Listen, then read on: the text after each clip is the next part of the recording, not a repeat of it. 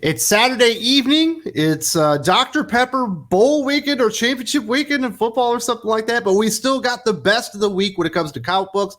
And we've got our good friend Drew from Comics Lead. How you doing, Drew? Doing great, Wes. Yeah, it's championship Saturday. I'm watching the Oklahoma State Cowboys get slaughtered by the Texas Longhorns right now. But I make time to talk about the best. Much like their students slaughtered the Longhorn the day prior. Yeah, what could go wrong with that? That always works out in the end for you. Yeah. Oh, weird story. Go wrong. But this weekend we had another championship. We had Gang War versus Beast World, Marvel's big Spider-Man event versus DC's big Titan event, and I think there was a clear winner in this one. It actually wasn't even close. Yeah, clearly it was a gang war. No, I'm kidding. Yeah, right. Gang war is terrible, and the setup for it is terrible, and the execution of it with Luke Cage is bad. Yeah, I agree with you completely. I think Beast World takes it in a landslide. Tom Taylor, Ivan Rice, Beast World #1.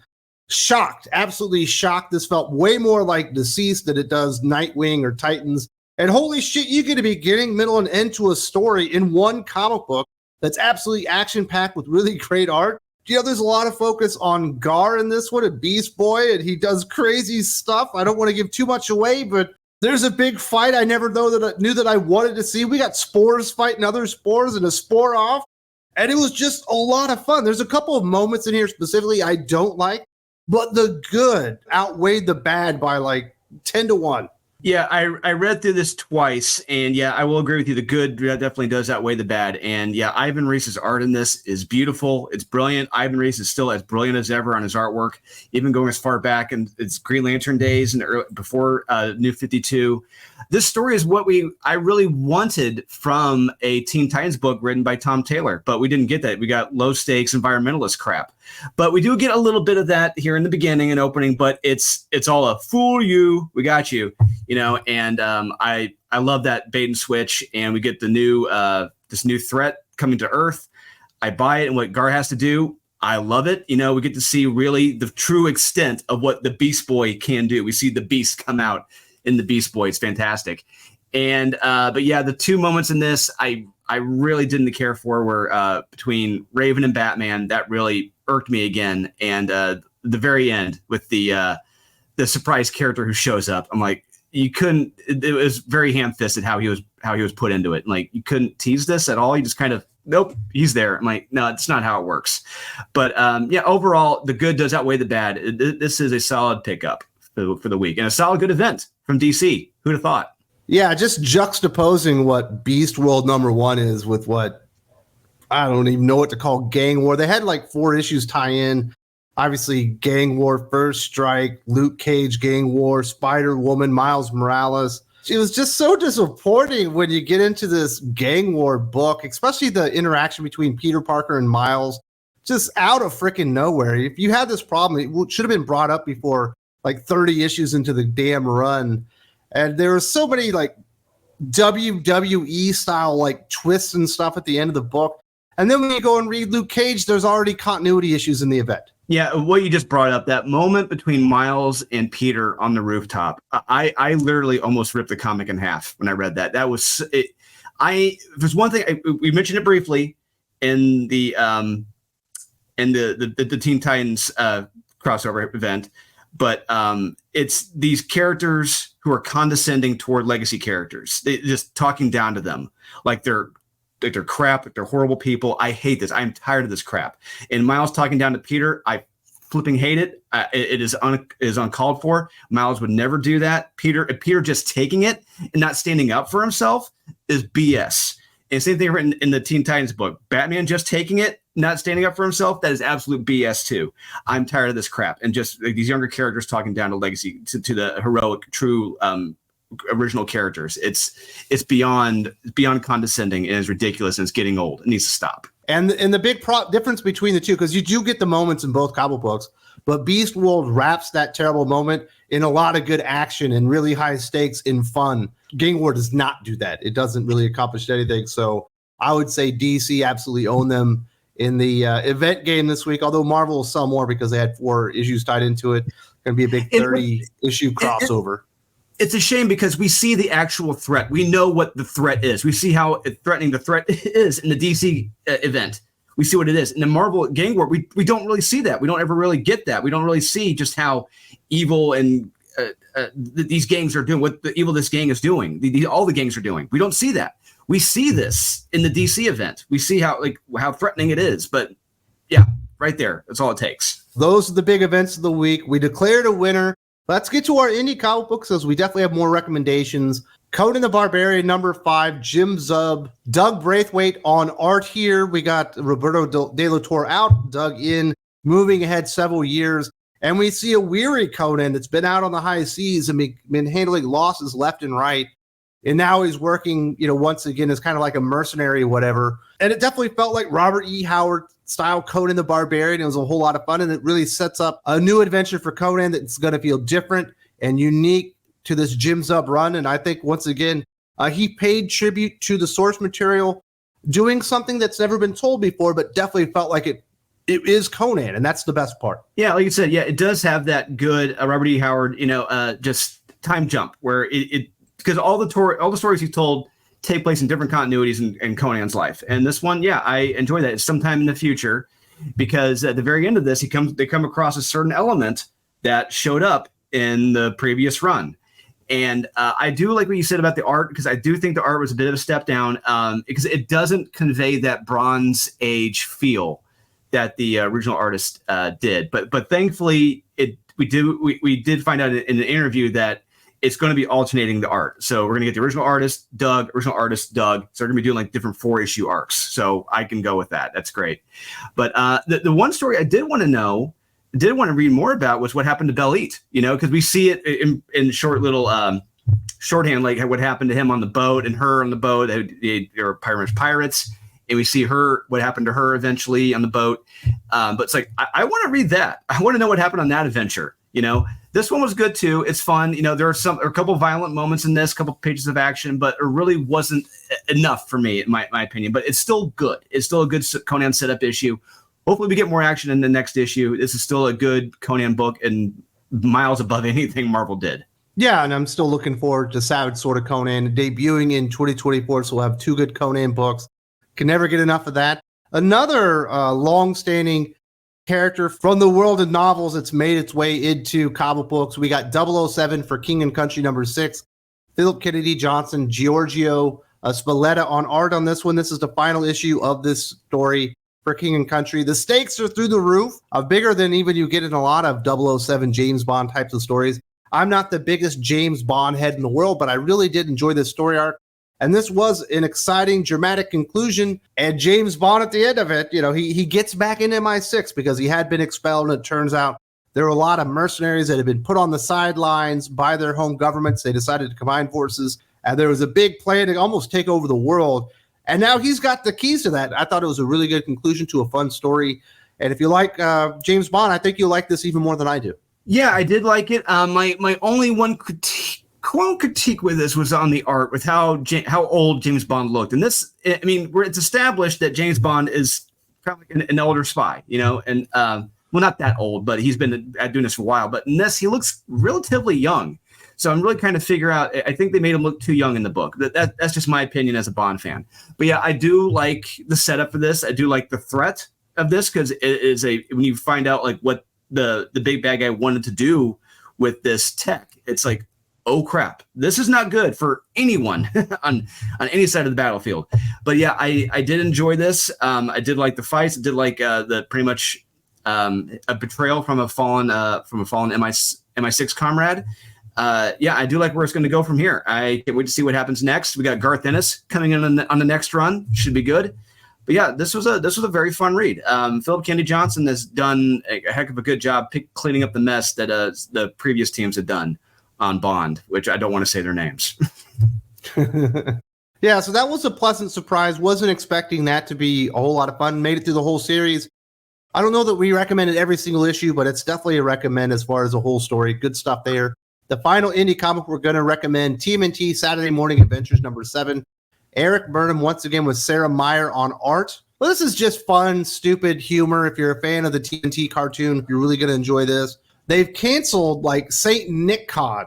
Not everybody in the city is going to be dressed up like Santa Claus, which Shredder was going to use to his advantage to get his hands on like this weapon or whatever. So he creates ShredderCon, and you got all these people receiving costumes to dress up like Shredder. Of course, the Turtles know he's up to no good. I continue to just really enjoy this. This isn't in-depth storytelling, but there's just so much fun. I can't get over it. Yeah, it's a fun issue. It's a fun concept. I had never considered something like this. People dressing up as Santa Claus and causing just havoc and mayhem, just doing pranks on New Year's Eve or whatever. I'm like, okay, that's something. I never thought of that. I don't know if that's actually something somewhere they got it from. But anyway, then it turns into multiple Shredders. They take that concept like, all right, let's make it Shredders. I'm like, oh crap, this isn't good. But it's just a fun issue. It's something wouldn't have been outside the realm of reality to see it on that cartoon series of the Turtles. It's a fun issue. It's good art, really good art. I really did enjoy this. And this is one you can enjoy with your kids. I really believe that if you're a father and you got like a 7, 8-year-old kid, you can sit with them. They can sit on your lap. And you can enjoy it with them. This is just a fun read for all ages. Yeah, if you're a turtle head, you'll probably enjoy this way more than you will the current IDW in continuity TMNT stuff, which is going to be ending somewhat soon. Now let's go over to the big two. We've got some Marvel comics left. We are going to recommend Moon Knight 29, Jed MacKay, Federico Sabatini. We're heading to the end of the line. We know that Moon Knight is going to die, I believe, in the next issue. And we get the big fight between Moon Knight and the Black Spectre. And we get a big reveal. And then we get a twist. And then another reveal. And all the while, we've got Tigra and another guy that was allied with them getting her off of the landmine or whatever. And the Zodiacs fighting the vampire lady, which actually might have been the better part of the comic book. There's a lot of cool stuff in here. The art goes wonky at one point, and I did not appreciate that. But for the most part, it's been pretty good. If you enjoy this Moon Knight run, you're going to want to read this one. And, a little bit of fun to be had. Lots of action in this one. Yeah, a lot of action. I will say the weak point in this was the art. I mean, the artist he's trying to be an Alessandro Cappuccio. He's really trying to convey that same art style, and it's not really working that well. And honestly, in my opinion, with this much action going on in this, I really feel like a more detailed approach to the art as opposed to Alessandro Cappuccio style would be very beneficial, and like doing a completely different style. But they didn't do that. But it's okay. It's not great. It's okay at best. But yeah, I do like the twist along the way. I'm very curious to see if Moon Knight does in fact actually quote unquote die in the next issue. We'll see what happens. But the fights were fun. The twists were good. Moon Knight, it was hitting a lull there for a bit, but it really did ramp it back up the last few issues. And this was good. And I really hope we get a big crescendo in the next one. This is a good recommend from Marvel. All right. Some people think that you and I agree too much. It's time for you and I to disagree, because I heard you took a steaming dump all over this comic book that I'm recommending. Predator versus Wolverine #3, Ben Percy and various artists on this one. I will admit up front, I do not particularly like the art in the Weapon X portion of the story, but I think Ben Percy did a pretty darn good job of showing the progression of time, how the Predator is changing over time. And once he discovers that Wolverine has that adamantium skeleton, it makes sense that he would think it's the ultimate trophy. And I thought there were some cool moments in here. There was even an interesting Easter egg where they get their hands on a Predator mask that may play into the future of Wolverine. And then we got the very first pieces of Wolverine in Japan when I guess the Predator shows up for the last time before we settle it in the present time. The art, like I said, not nearly as good in this one, but I'm still enjoying this and still having a good time. I will say the best part of this book was the Ken Lashley art. I think he had the beginning of this. I really feel like that beginning stuff, the present day stuff, that is by far the best stuff in this book. When we get to the Weapon X stuff, that is where I wanted to rip this comic in half, because the art, like you said, art is not good in that segment. It's really not good, and really doesn't. It's an embarrassment. False! The book is great. No, don't you dare say great. It is not great at all. I would never associate the word great with this book. Never, ever. No, with the art, the story is great. You compare what Barry Windsor Smith did to this. I mean, look, Wes, think about this. Fair. What happens to Wolverine in that segment is it akin to what Bruce Wayne Batman did during the failsafe segment, where he's going into space and he's got to figure out how re-entering into Earth. The reason it didn't make sense because Batman doesn't have regenerative ability. They've already established as long as there's one drop of Wolverine blood, he can rebuild himself. It should not work. No, there's no way entering through when his face is already gone. Half his body is already gone as he entering through the atmosphere. There's no way he should be able to come back. Listen, dude, when they had the space shuttle that broke up on reentry, they were able to identify the remains of the astronauts through DNA testing because some of the material survived. I'm just saying that out there, scientifically speaking. Everything is treated like it's all fixed and wrapped up rather quickly. They just kind of wrap it up, like just roll. What do you want? 3 issues of him rebuilding himself? What does it kind of make sense? It really does not make sense. And especially, how does the Predator sneak into the facility when no one is there? He just walks right in. He's able to see what happens. Pay for a key code. Everyone have the day off? I mean, no. We missed that part of the story. It doesn't detract. It doesn't make sense. It would have made more sense if he met him on the battlefield somewhere, and they're observing it from the facility or something. Well, I would have discovered that he was healing in his adamantium skeleton. No, I could not buy it at all. It was stupid. No, it's beyond stupid to me. I did not buy it. And there's stupid stuff in comic books. This is not stupid. This is wonderful. How you could defend calling this wonderful? I would never, ever associate that word wonderful with this book. Never. I feel it's condescending. I never associated the term negative Nancy with you, but I guess I'm going to have to from now on. You're just here to rain on my parade. What parade? There's no parade. How is this a parade? We're championing this book. I mean, this is championing the equivalent to the fail-safe Batman stuff. I want people to have fun when they read comic books, and you will have fun reading Predator versus Wolverine as long as you don't think about the art too much and realize how bad it is. Team trying to replicate what Garth Ennis did with the Punisher and Wolverine. It's like a bad Looney Tunes comic. This is a bad Looney Tunes cartoon comic. This is what this is. I couldn't buy it. No one. Looney Tunes are fun. Looney Tunes are fun. This is not fun. You and I have different ideas of fun. I still recommend it, but Drew's taking a massive dump on something beautiful. No, you like that dude in Fight Club? I wanted to destroy something beautiful today. That's why I did it. Something beautiful. I can't believe. No, beautiful cover. What this team did, they destroyed Weapon X. They destroyed something beautiful with this. I don't think this is in continuity. I don't take it that seriously. They treat it like it is because they set up the Predator mask was somehow the to the Weapon X mask. No, you can't. Don't ever. No, don't do that. I thought it worked. Ben Percy took a risk, and I think he was rewarded with a good outcome. All these superlatives you're giving for this book, I am shocked. I would never give any of these. I feel like he stumbled through this book. I feel like I don't know you anymore, Drew. Did you get replaced? I thought you liked cool shit. Not as far as I know. I do love cool shit. This is not cool shit. This didn't work for me. Oh my goodness. Well, there you go. We don't disagree all that often, or at least this vociferously. But I'm standing my ground. I think he pulls it off. I still think it's fun, but definitely the highlight of the week is Titans Beast World #1. Complete fucking shocker to me. I was not expecting anything great out of this.